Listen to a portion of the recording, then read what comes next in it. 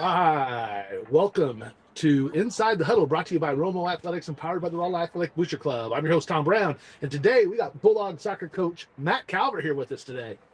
How you guys doing today, Matt? Everything good? Doing well. Yeah, coming off a long weekend. Oh my gosh, yeah, that was we're looking at, you guys had this really nice stretch in October. Man, you won your first 5 games. Only gave up 2 goals in that first stretch, and everything was great. Home games, you had some on the road games, you had your senior night. Then you had to head to Cape Girardeau, which is it's a heck of a drive. Oh yeah. And then you faced Cape Notre Dame and Jackson, I believe. That day, right? Yep. So let's first talk about how October's been. I mean, you're sitting at 11-9 right now. You got to be happy with that stretch and how you kind of came out strong in October. Yeah, definitely figured some things out. Going into that, we lost some games that we probably shouldn't have lost. Had some closer results than we should have. But really going through that October, the boys really kind of figured out, got in a rhythm, and won a lot of games in a row. Well, that was, and you did. I mean, the goals were up there. Again, your defense really stepped up and had some nice holds. You had Union at home for senior night. Yep. And that was great because what do you got, like 8 seniors, 9 seniors, something like that. So that was a great tribute for them. Yeah. And had that good win game, good home win. Yeah, getting to play most of the night and not just play, but win. Yeah. No, they played well. It was awesome. That was nice. Saw this. We're out here for the senior night. Watch boys come out. Had a little tribute up on the new scoreboard. So you got to be on the turf for that, which is, again, I know there's turf, there's grass. You like to play in grass. I think the boys do when it can. But at that point, you get up on the big boards, kind of cool. Yeah, the big scoreboard was really cool for the senior acknowledgement. It was the whole purpose. We moved it up there, and it was worth it. It turned out really well. That's great. So now we talk about. So you hit the road to Cape Girardeau. And you get that tough contest. Both those are real solid teams down there. Yeah, good teams. And you had the long drive. Did you go down Friday morning? Did you go down Thursday night? We left here at about 1 on Friday. Okay. And just rolled in like we would for any away game. Got warmed up, JV played, varsity played, and then we checked into our hotel. But yeah, long trip and a lot of conflicts this weekend. We have boys doing band and doing other things too. They had a cool big band competition.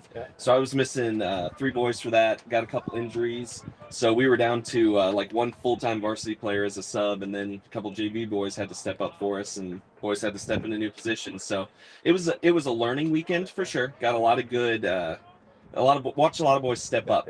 And so that was good. Would have liked the result too, But if you're at this point where we're winding down season, and you got 2 games left in regular season before district play, and that's a great opportunity to get some of those boys because you don't know what's going to happen. Right? You don't know when that next injury, or when you need someone to step up. So exactly. So maybe not the results you wanted, but boy, what answered a couple of questions. Right? Yeah, absolutely. Right. So we got districts coming up. So you have your 2 games. So we got Wednesday. You have. Go to Elias. Yep. Elias is normally always a real tough team. It's a hard place to go play. Those fans are brutal. Oh, hear that, Bulldog fans? We might need to make a trip up north there and give some support and get a little rowdy, huh? Oh yeah. And then you have then Borgia at home the following Thursday. So you got over a week between the games. Yeah. And then you're done. Yeah. Got a week off. Yeah, till districts. Yep. So we were Matt and I were going over the schedule for districts and the teams that are in district. Only one of them, I think one of them might have 3 games left on their schedule, but the other ones all have like 5 or 6. They have theirs kind of loaded, not back end loaded. So what's your thoughts on that? Having that back end loaded approach, or having time for the kids to kind of get their legs back underneath? There's definitely pros both ways. I mean, I like the way that we've got it this year, just because. With subbing sometimes being an issue, making sure that everyone's fresh and healthy going into districts. We've got a couple of boys who are playing on, I wouldn't say injuries, but hurts. So having that week in between our last game going into districts, everyone should be fresh and ready to go. So, I like having the front heavy schedule where we figure our stuff out early, and then toward the end of the season we get to kind of put that into practice and then get healthy. And now that gives you time to study more film, look at the tendencies, work on that with the boys, prep and practice. Yes. Watch it, rep it, watch it, rep it. And like you said, you have some kids that are battling injuries, and getting back healthy. Yeah, absolutely. Yeah. So that's good. So looking at districts, we look at that right now in standings. If we just look at standings, where it stands today, sitting fourth in standings. So that's great. But we also know that strength of schedule comes in, and those schools up in St. Louis. And how many classes are there in soccer? 4. They're just 4. So we're in the largest class. And so there's a strength of schedule. So if we play smaller classes, do we get a deduction for playing them?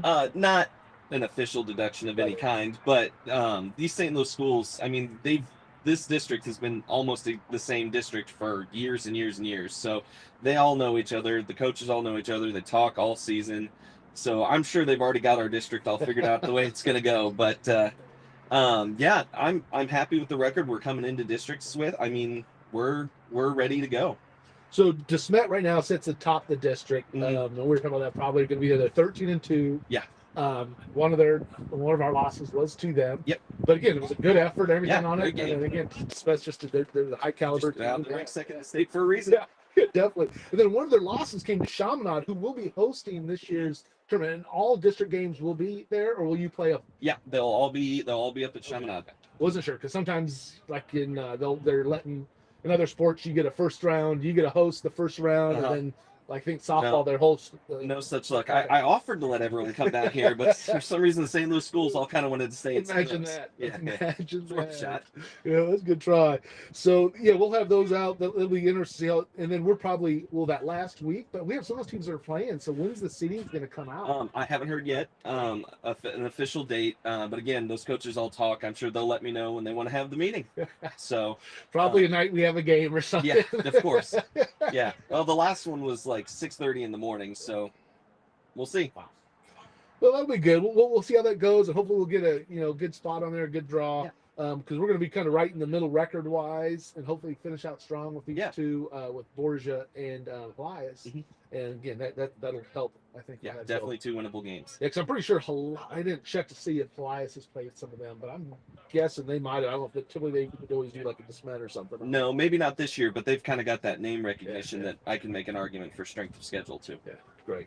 Yeah, we got to do that. That'll be a good way to kind of wrap out the regular season, and then prep in for the districts. And the boys will be ready. Then with having the 8 seniors, this is their last go round. Right. Into the playoffs. Now you're no stranger to district battles and everything. Right. Back in the day when we played. Yeah, had my fair share. Yeah. So I got a question before we kind of start closing out. Who was the top goal scorer that you ever witnessed here? Aaron Froelich. Oh yeah, I played 3 years with Aaron. He's a year younger than I was in school, so I got to witness his 62 goal season. He went and scored 68 the next year, but no, I tried to tell the boys all the time. I said, we're doing well. Caleb Dobzinski's got about 20 goals right now, and that's a great season for us. I said, and just think, someone put 3 times that amount in at this point. So, yeah. Interesting enough, it is Afro's birthday today. It is. Too. It is his How birthday about today. That? Aaron Froelich, happy birthday, Aaron. Yeah, but because he was one of those freak level athletes that was whatever he was 6'4", 6'5", yeah. I don't know what it was. was. Well, that's like they asked him to do the triple jump because they didn't have someone to do the triple jump, and he went and set the school record on his first try. Yeah. I mean, who does that? Who does that? He was awesome. He was fun to watch. He'd go in there for the headers because he had that leaping ability, and then he had those long strides. Right, and left-footed. Yep. Just get out there and just run. Phenomenal athlete. And it worked well when you had that entire group that, like I said, you played with coming up with all those athletes. Yeah, together. We've been playing club ball together from probably ages 7 up to 14, 15 when the younger group went up to the St. Louis Gallagher stuff. So that was that was a heck of a squad coming up. So I was kind of I figured that's who you would say, but I was just kind of curious again because he does. It is a state. Was it a state record? It was. Just recently got beat by some kid from Monette. Really? Yeah. Yeah, Monette does have a. They do. Well, and Coach Howard subbed him out after he scored 3 goals. Aaron probably could have scored 5 or 6 goals a game easily, but Coach Howard, subbed him out. It's kind of a respect thing, Good sportsmanship. Huh. I understand. Exactly. Go for that one. Let's go. Feed him. He's hot. All right. So before we go, I do want to recognize some of our sponsors that we got for Inside the Huddle. So we got a lot of great people out here. Angie Reese from MVP Apparel. She does a lot of the Bulldog gear for the fan base. So really enjoy Angie. She does a lot of different things in the community. Dan Collier, like I said, he's not just a good neighbor, he's a great neighbor. Known Dan a long time. Does chain gangs on Friday nights for us too. Been doing that for a long time, so appreciate that. Phelps County Bank, 100% employee owned. Bankers by day, Bulldog fans by night. So glad to have them on board.